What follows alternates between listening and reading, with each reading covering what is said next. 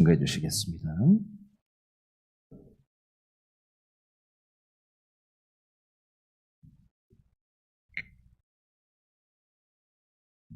이제 마스크를 자유롭게 벗을 수도 있게 되니까 좀 더 자유롭고 좀 답답함이 사라진 것 같지 않으십니까? 저는 아직 적응이 덜 돼서 좀 낯설기도 하고 어색하기도 한데요. 오늘 아침에 어떤 성도님이 저희가 마스크 벗은 거 처음 보고 새로 오신 전도사님이냐고 물어보셔가지고 너무 좀 재밌었던 기억이 있습니다. 참 이 마스크가 이 3년 동안 쓰고 다니면서 너무 답답함을 느낄 때가 많았는데요. 혹시 이 답답함을 오늘 10계명 이 세 단어를 읽을 때 그 답답함을 혹시 느껴본 적이 없으십니까? 10계명에 대한 이미지가 마치 나를 억압하는 것 같고 나를 강압하는 것 같은 이런 무겁고 차가운 계율로 느끼시는 분들이 참 많다는 것을 제가 발견하게 되었습니다.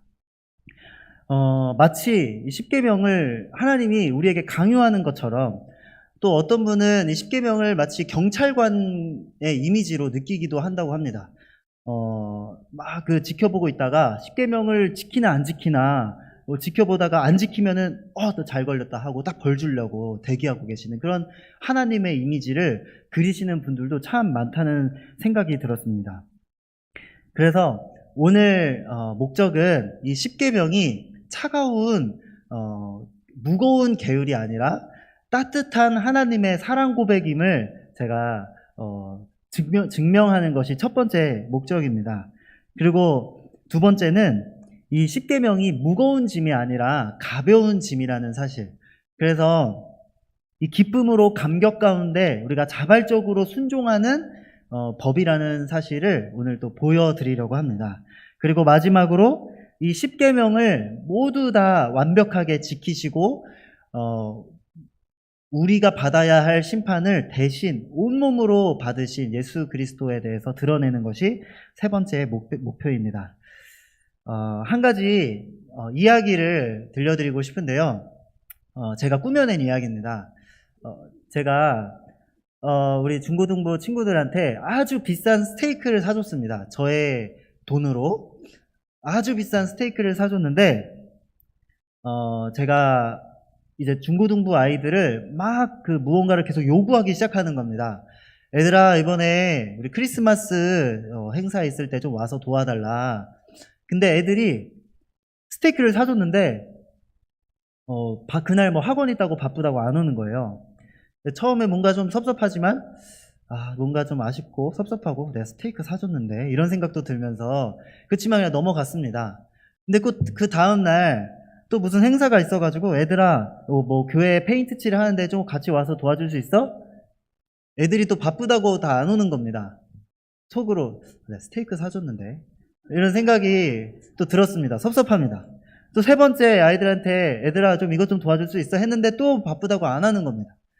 제가 참다 못하고 버럭 화를 내면서 왜 내가 시키는 거 안 해? 내가 스테이크 사줬잖아! 라고 소리를 질렀습니다. 그랬더니 아이들도 참지 못하고 이렇게 이야기하는 겁니다. 제가 언제 사달랬어요? 만약에 십계명이 이와 같다면 우리에게는 굉장한 부담이 될 것입니다. 하나님이 구원해 줬으니까 애굽에서 우리를 살려줬으니까 마치 생색내는 것처럼 야, 내가 너희들을 이렇게 값없이 살려줬는데 구원해 줬는데 이것 좀 해주면 안 돼? 이것 좀 지키면 안 돼? 라고 어떻게 강요하고 좀 부담을 주는 그런 생색내는 것처럼 이 십계명을 받아들이게 된다면 굉장히 큰 무거운 부담으로 다가오게 될 것입니다. 주님께서 마치 내가 스테이크 사줬잖아 하는 것처럼 내가 너 구해줬잖아. 내가 너 6월절 날 내가 어떻게 했는지 기억해봐. 내가 홍해에서 너한테 어떤 은혜를 베풀었는지 기억해봐. 그러면 이건 지켜야지. 이런 느낌의 만약 십계명이라면 정말 무겁고 부담스럽고 답답한 느낌을 받게 될 것입니다. 그러나 하나님이 우리에게 지우시는 멍에는 무거운 것이 아니라 가벼운 짐입니다. 하나님의 복음은 율법주의의 의무감이나 마음을 짓누르는 부담감에서 오는 것이 아니라 오히려 자유롭고 기쁨과 평안과 쉼을 주는 법입니다. 오늘 설교를 통해서 이 십계명이 무거운 짐이 아니라 나를 자유하게 하고 기쁘게 하는 하나님의 복음임을 다시 한번 확인하는 시간이 되었으면 좋겠습니다. 먼저 십계명은 차갑고 무거운 계율이 아닌 하나님의 따뜻한 사랑 고백입니다. 오늘 본문 출애굽기 20장 2절과 3절을 제가 읽어드리겠습니다. 2절입니다. 나는 너를 애굽 땅 종되었던 집에서 인도하여 낸 내 하나님 여호와니라. 너는 나 외에는 다른 신들을 내게 두지 말라. 네, 보시면은 3절은 십계명 1계명이죠. 근데 십계명을 주기 전에 전제가 있습니다. 그 전제가 뭐냐면 내가 너를 애굽에서 인도하여 냈다. 이게 전제입니다.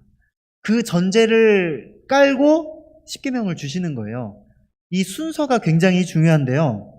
왜냐하면요, 하나님이 우리를 십계명을 잘 지켜서 우리가 하나님께 순종을 잘해서 구원을 해주신 게 아니라 아무 조건 없이 구원을 해주셨다는 뜻이기 때문입니다. 이 순서가 왜 중요하냐면요, 주님은 우리가 십계명을 잘 지켰기 때문에 구원해 주신 게 아니라 아무 조건 없이 구원해 주셨다는 사실입니다. 우리가 십계명을 잘 지켜서 순종해서 구원해 주시는 것이 아닙니다.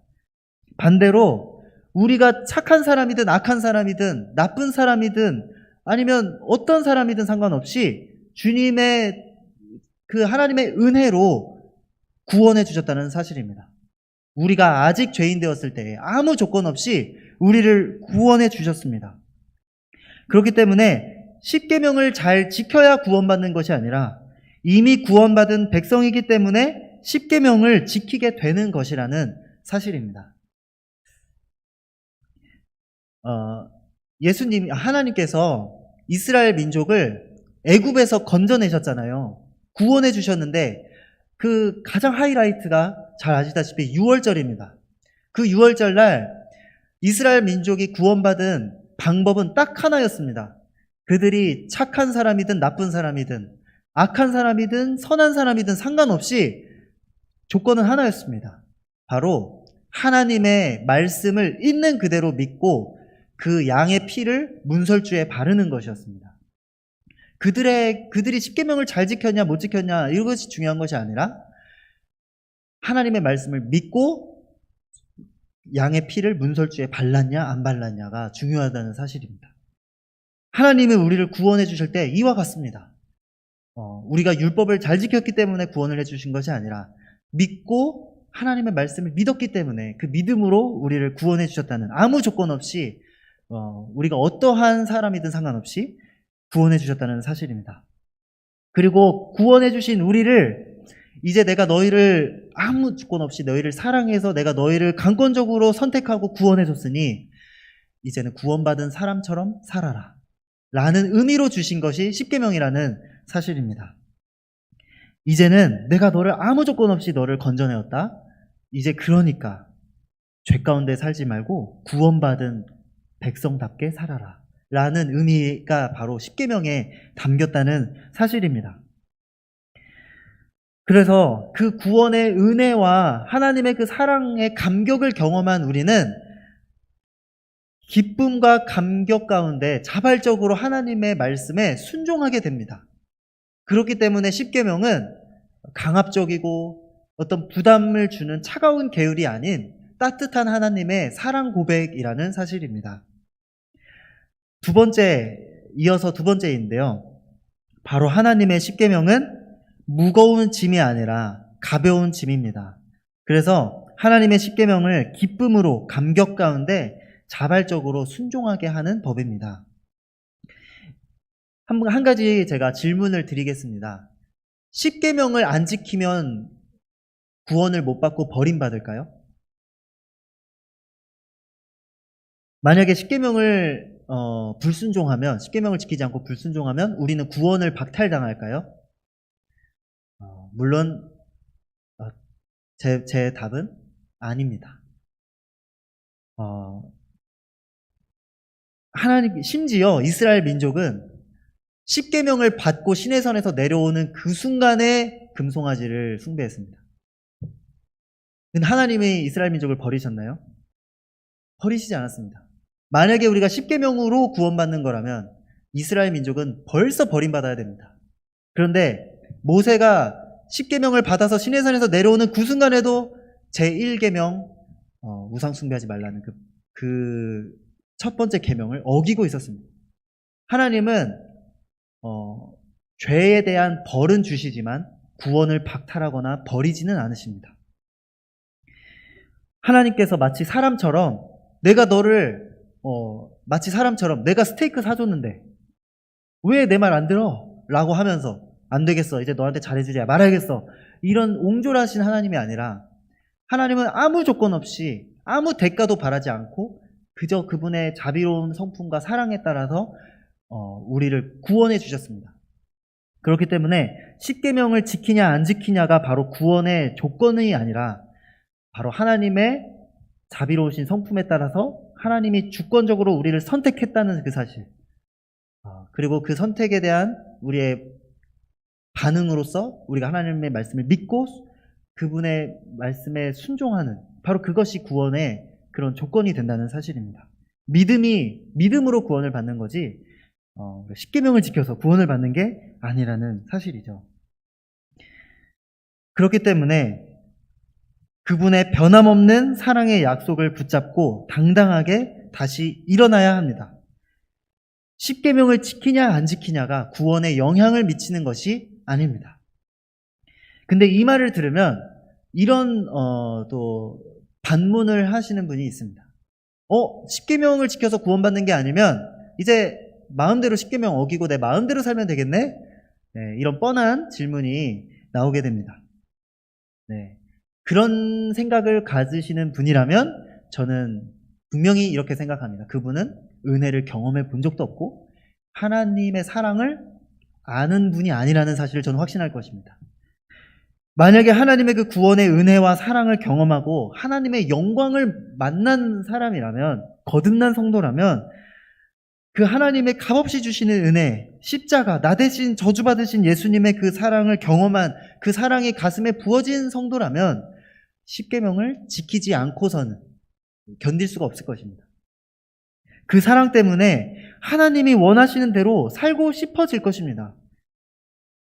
그것은 내가 구원 받으려고 십계명을 지키는 것이 아니라 하나님의 그 사랑의 은혜에 감격해서 하나님이 나에게 조건 없이 베풀어 주신 그 사랑에 감탄해서 나도 모르게 그 반응으로 십계명을 지키게 된다는 사실이죠. 왜냐하면 나를 사랑하신 아버지의 마음을 더 이상 아프게 하고 싶지 않기 때문입니다. 실제로 십계명을 받은 이스라엘 민족은 구약 내내 십계명을 범했습니다.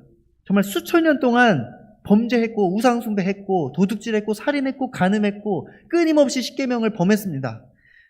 그런데 하나님은 변함없이 이스라엘 민족을 붙드시고 포기하지 않으시고 버리시지 않으시고 끝까지 구원받은 백성다운 합당한 사람으로 변화시켜 주셨다는 사실입니다.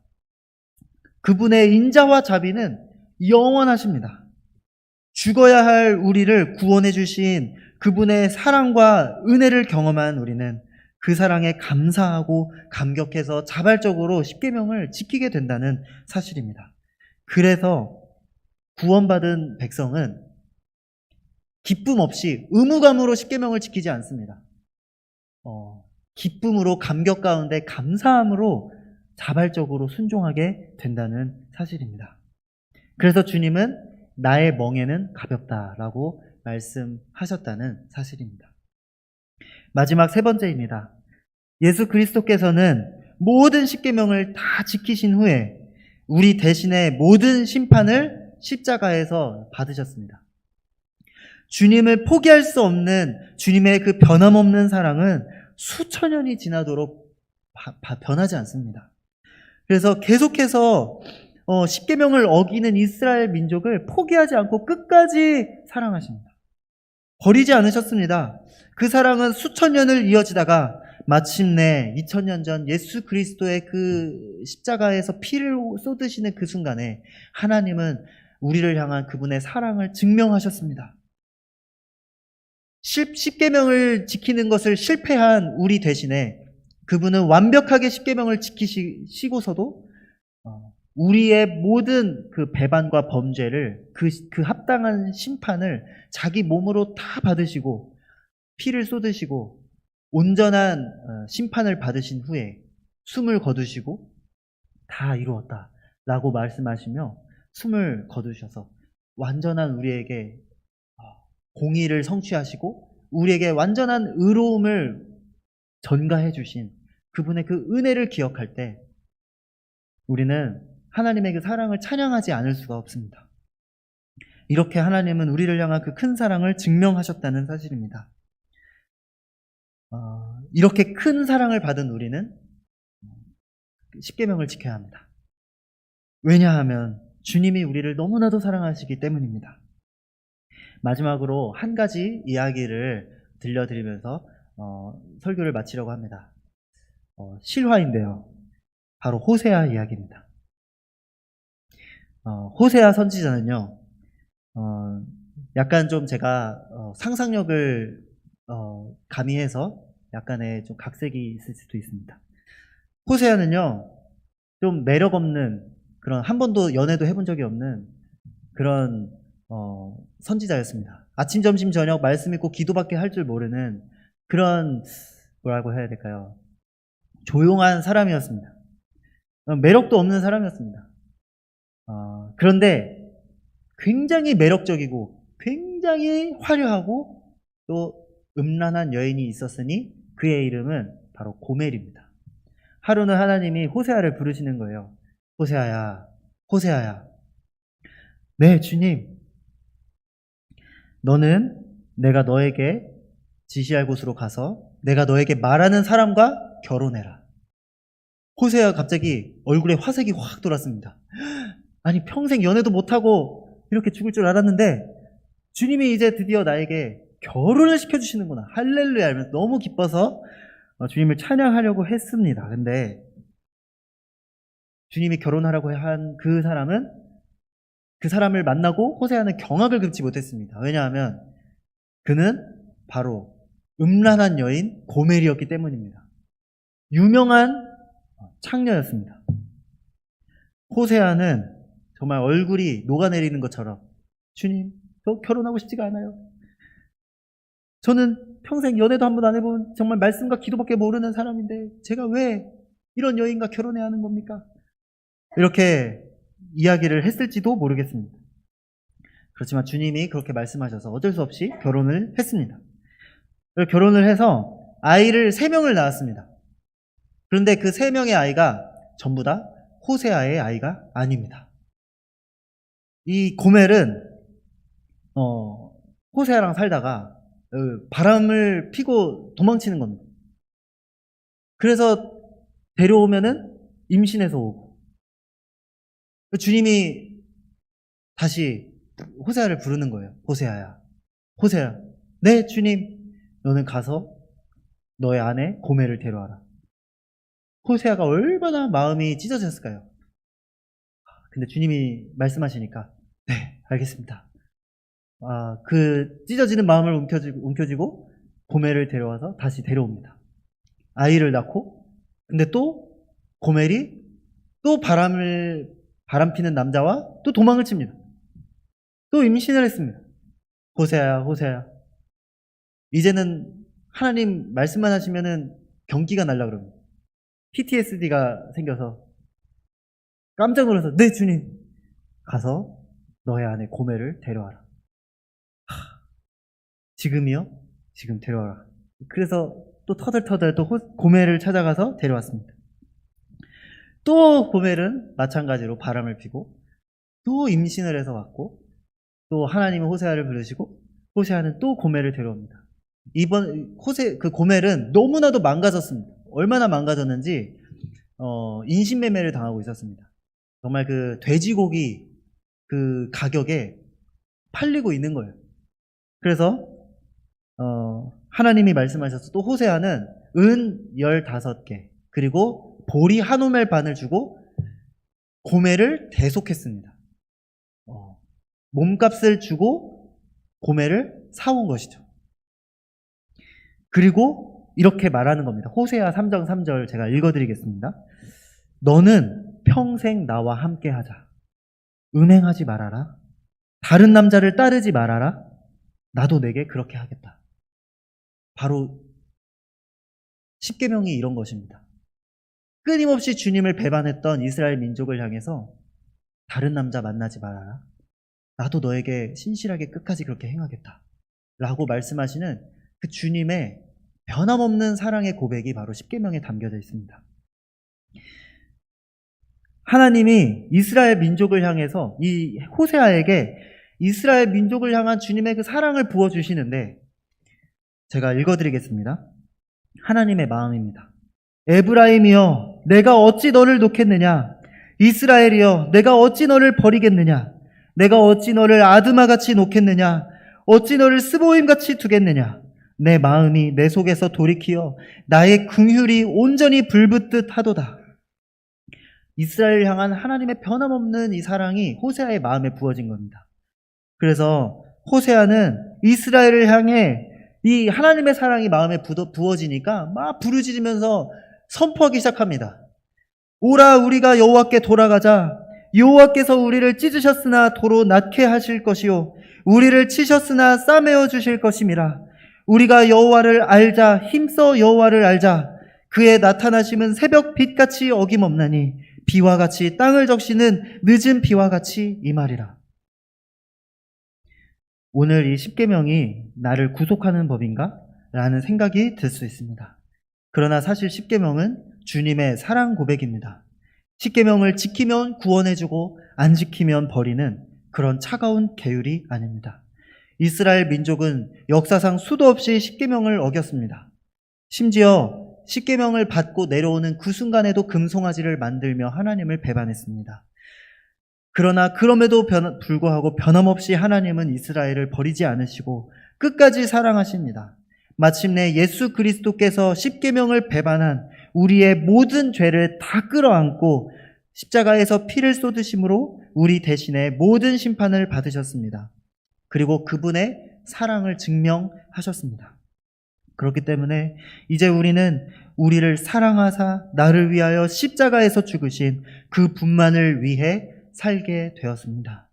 이제 십계명이 나에게 감동 없이 의무감으로 지켜야 할 계명이 아니라 나의 가슴에 부어져서 나의 마음에 새겨져서 감사함으로 감격 가운데 순종하는 우리는 그런 사람들이 되었습니다. 오늘 그 감격 가운데 순종하며 살아가는 저와 여러분이 되시기를 소망합니다. 기도하시겠습니다.